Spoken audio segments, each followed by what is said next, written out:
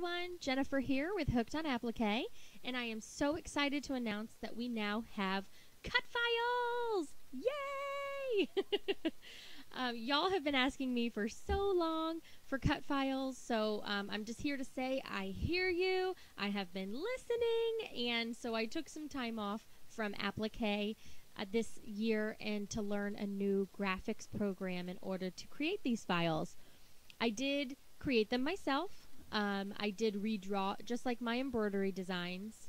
It's just me, myself, and I did redraw each design in the graphics program. So these are not auto-digitized. These are quality cut files that are completely redrawn in the graphics program, and I really think you guys are going to love them.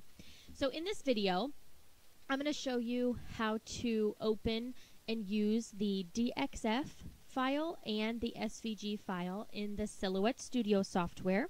I will have a separate video for Cricut users, but today this video is just for the Silhouette. So let's go ahead and get started. So here I have a I have a DXF file. So if you're new to what a DXF file is, it's a file format, graphics file format, just like an SVG, but it's a little different than SVG. There are a few things that you need to know about these files. The main thing is that you don't need a special upgrade to your software for Silhouette in order to open them, which is wonderful because with the SVG files, you do have to have a software upgrade to open the SVG files. So with DXFs, you don't have to worry about that, which is great. So anybody can use them. But there's one downfall to a DXF file. The lines are all ungrouped. So the lines that I create to make the shapes in the graphics program, if I was to make a grouping or a compound path, those don't convert over when the DXF file is converted. So for example, let me just show you what I mean. Let's take the letter D here. When you click on the letter D and pull it over, each piece of the D is its own separate piece. Just like if we were to fill it in real quick, each piece of each shape that makes the letter is its own shape. And so you have to take a minute to go through and regroup what needs to be regrouped and make a compound path where need be. And it just takes a minute. It's no big deal.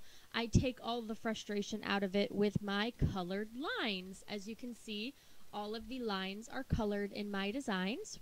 If you have ever used a DXF file where the lines are all black, you know exactly how frustrating it could be trying to decide what line goes with what shape when you're trying to put your design back together. So I have taken all of that frustration out of it, and so mine are colored. So all you have to do is match up the colored lines, which is great.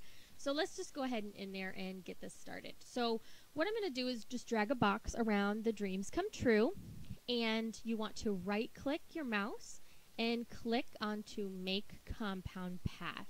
So that way your lettering is all going to group together, and then when you come over here to fill it in, it's filled correctly. What I like to do with my designs is I like to go through and regroup everything and fill in the colors so that I can see what it's going to look like with my vinyl or my paper. You get a preview, and then if you happen to have made a mistake, it's easier to spot those mistakes when everything is filled in than if it wasn't. So, all right, I'm going to go ahead and zoom in here to the top of the tiara. And another thing that you're going to notice with Hooked on Applique cut files is that whenever there is an overlapping of colors, you're going to have a little bit of an overlap with each color. I do that because the heat transfer vinyl, if you use heat transfer vinyl, it shrinks when you apply heat to it. So if I didn't have that little bit of an overlap, you would get a gap in between each of the layers, and you don't want that.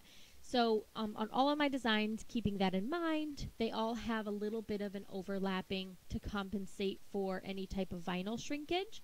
And also it helps with user error when you're layering, because it gives you a little bit of wiggle room to when you're layering so that you don't get that gap. I still haven't mastered that technique myself, but I do the best I can. That's all we can do, right? So I'm going to show you how to put these together. So as you can see here, there is a gold line here and a gold line here. This is the frame for the Cinderella's carriage. So we want to go ahead and click onto that line, and we're going to regroup these. So click on any of the lines, any of the gold lines, and then hold your shift key on your keyboard and then click the other line. We're going to right click our mouse again and select make compound path. That way we made our new shape, that shape here, and we can come over here to our fill, which is this button here, and we can fill it in and make it gold. And see, now just this frame is filled in. That's what we want it to look like. So then when we go in and we're ready to, after we cut our designs and we're ready to weed the design, we know that we need to go ahead and take this center piece out of the vinyl or the paper, whatever we happen to be using. So then you can see what needs to be weeded and what doesn't. So we're going to go ahead and do the exact same thing here with the blue carriage. We're going to click on any of the blue lines, hold shift on our keyboard, click the other line, right click on our mouse and select make a compound path. So then that made that shape there, and we're going to color that in blue as well. So then yet again, that's what our shape is going to look like, and we'll know to weed out this middle portion here when it's time for that. Now for the curtains and the heart, we're going to go ahead and just group those together because these are two separate shapes. We don't want to make a new shape. We just want to group them together so that when we move it around our mat, since they're the same color, we can move them around and they will stay together. So we'll go ahead and make that pink. And now for the slippers, we are going to click on one slipper, hold the shift key, click on the other slipper, and we can right click and we're going to group again because we're not making a new shape. We just want to group these two together, and we'll make that a periwinkle color. And then here for the swirls and the wheels for the carriage, we're going to click on that, hold shift, click on the tiara portion.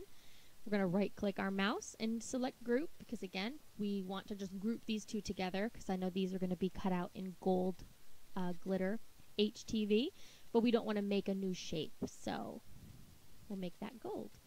So then when you zoom out here, these are all the pieces to your design.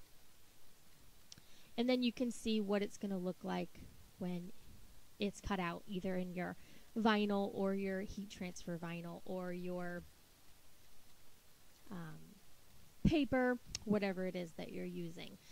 Now right here, this is this exact same file, but this is the SVG form, which you do need a software upgrade in Silhouette in order to open. I think that the software upgrades are completely worth every penny because it just makes it so simple because all of the work is already done with the SVGs. So you just click the SVG, and so that there's a box around it, and then you come down here to the left hand corner and you select ungroup selected shapes. So then it kind of unlocks the design because before it was just all one piece, and then that way it unlocks the design. But the layers all stay together. All of the layers that I created in my software stay together, and then it's ready to be used right away. You don't have to go through and regroup all the work like we did before. And this here is the finished product. My daughter picked this design out, so I put it on a shirt for her, and I used the Caesar Easy Weed heat transfer vinyl, and I used the glitter heat transfer vinyl from Caesar, and I put it on a ruffle top from ARB Blanks, and I use the ARB Blanks for embroidery and heat transfer vinyl. I love them. They are a good quality, boutique quality blanks. I love their shipping. It's super fast, usually same day, and so shout out to ARB Blanks. I hope you all enjoyed the video and found it helpful. I will try to add more videos like this to my channel in the future, so if you have a specific video that you would want to see, go ahead and list it in the comments below, and I'll read through it and see if I can cover those topics in my next one. So You can find this file along with all of my others at hookedonapplique.com. Just click on the Cut Files button. All right, until next time,